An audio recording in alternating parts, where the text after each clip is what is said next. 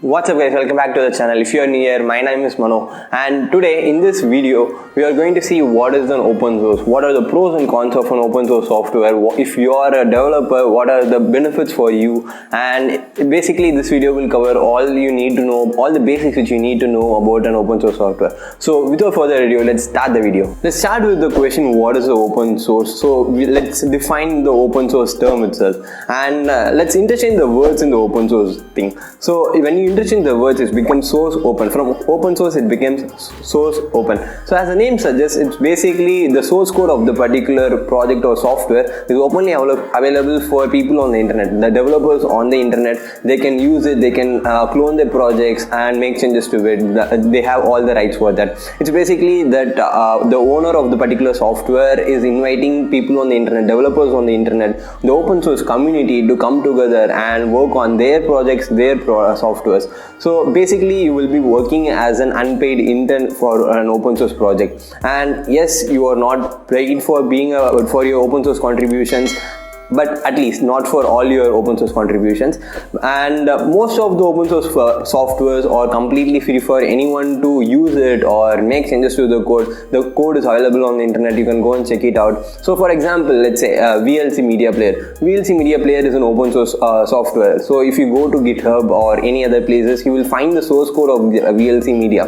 And if you want to recreate or clone something or make something similar to VLC Media Player, yes, you can go and use it code there and make your own version of VLC Media Player. That is interesting. But not all open source softwares are free, but there are some open source software that charges a very little amount from the users to use it. So one such good example is Google. Android is a Google's product, right? And Android is an open source project. Many people all around the world, developers all around the world, are working on Android daily, including the people from developers from Google, developers working at Google. So what Google does is they charge the people who want to use Android a thing called license fee. So when you want to use Android, you have to pay this license fee to Google, so that Google gives you access to use Android. So one very good example is that mobile phones which you have in your hands right now. So let's say Samsung's mobile phone, let's compare two things. Let's say Samsung is on the one hand and Xiaomi's mobile is on the other hand.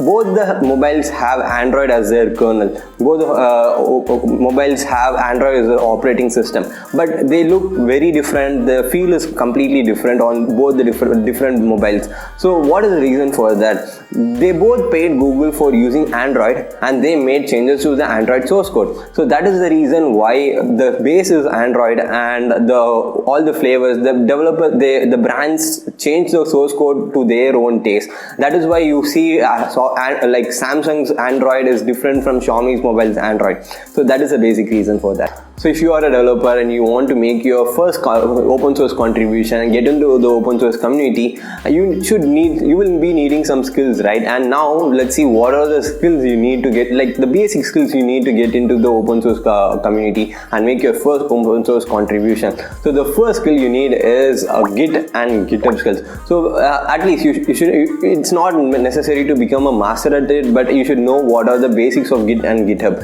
And what is a Git? So Git is a source control tool which basically manages your code base and keeps track of whatever the changes which you make. Git will keep track of the changes that you make in your code, and many people on the internet use it, but basically the open source is based on Git and GitHub. So the next one, which is GitHub, right? And what is GitHub? So GitHub is, in simple terms, GitHub is a cloud-based Git. So all your code is stored in a cloud-based platform, which is a GitHub, which is managed by Microsoft right now. And if you want all your local code to be managed properly and keep track of the changes on the code which you do in the local system, Git is helpful.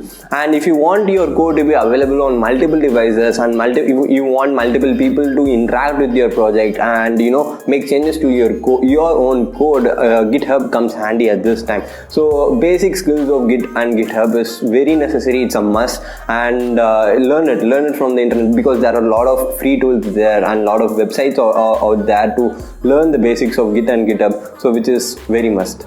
Actually, it doesn't matter what skills you have. Git and GitHub is not only for programmers, it's for everyone. It's for anyone who is working with content that is in some kind of digital form. So basically, it's not for programmers alone. But the big but is almost 90 to 99%, like almost 99% of the people or the projects or repositories that you see on GitHub is only by programmers, or something related to software, something related to machine learning, something related to computer science coders, and all these things will be there. And it's very rare to see a repository or a project that is related to photos, that is related to music or videos, something like that. So it's very rare to see these kinds of projects. And so basically all you need to get into open source to make your first open source contribution is to have a technical skill. Any technical skills will do its job. And even if you are good at writing, technical writing is good for you.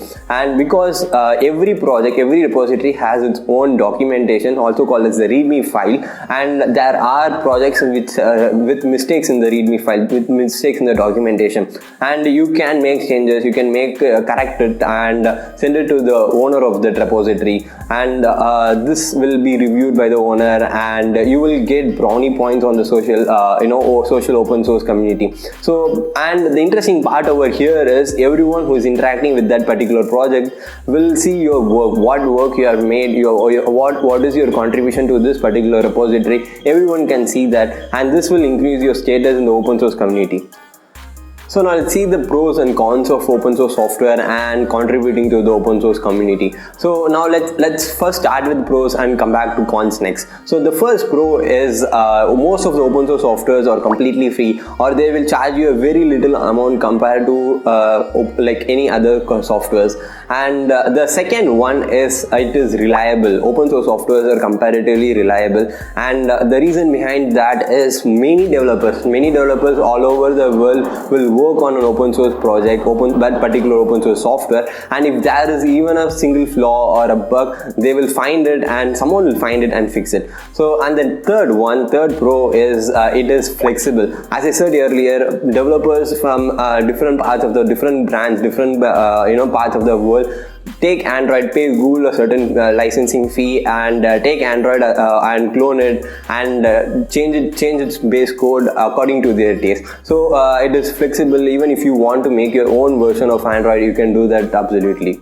Now let's look at the cons. Most of the features, currently available features that are available on paid or proprietary software comes really late, like really late on an open source software. And one of the biggest reasons for that is developers on the internet who are working on the particular open source software usually work for free. They are not paid any money. And the other reason being people who work on the software might lose interest midway and move on to the next one. So this is one of the biggest reasons why the features on paid or proprietary, like really good features on paid or proprietary softwares, becomes really bad on this, or they never come on the open source softwares as well. And the next one is a really good support team. So if you look at a paid or a proprietary software, they have a really good support team, and the biggest reason for that is they have their own set of development team. They have their own group of people who work on the particular project, and they know everything from end to end about that particular software. So it's really good to have a support team, and that's not the case. That's the biggest flaw in an open source software. So you can't find a good support team. Yes, there are forums where you can go and ask for help,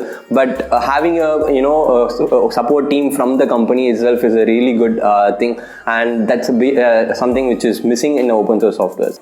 Many organizations are promoting and encouraging people to get into the open source community, and one such organization is Google. Google conducts this competition called Google Summer of Code, aka GSOC. So during this competition, Google will assign you mentors who will guide you through your open source contribution time, and this competition is only for students, and it's not for anyone who is not a student. So if you wish to, you can apply for that. It's not just Google. There are many other organizations and competitions held to encourage people to get into the open source community. Also, I'm not a big fan of contributing to open source communities or using open source software, and the reason being that if you want to contribute to open source project, you have to go and find a repository on GitHub or Gitbucket, anything, and you have to go through what is the project about and how the code works, how data flows in that particular project. So you need to understand the project. It takes time to understand the project, and when I do that, during that time I might lose interest as well. So that is one reason I'm not a big fan of contributing to open source. And why I don't like open source software is that, as I said, the con, which is most of the features which are available on proprietary softwares or paid software will come really late on open source software. Either way guys, that's it for me today. Thank you so much for watching, and if you like this video, consider liking this video and subscribing to the channel. If you want to watch my other videos, you can choose one from here, and see you guys next one. Bye bye.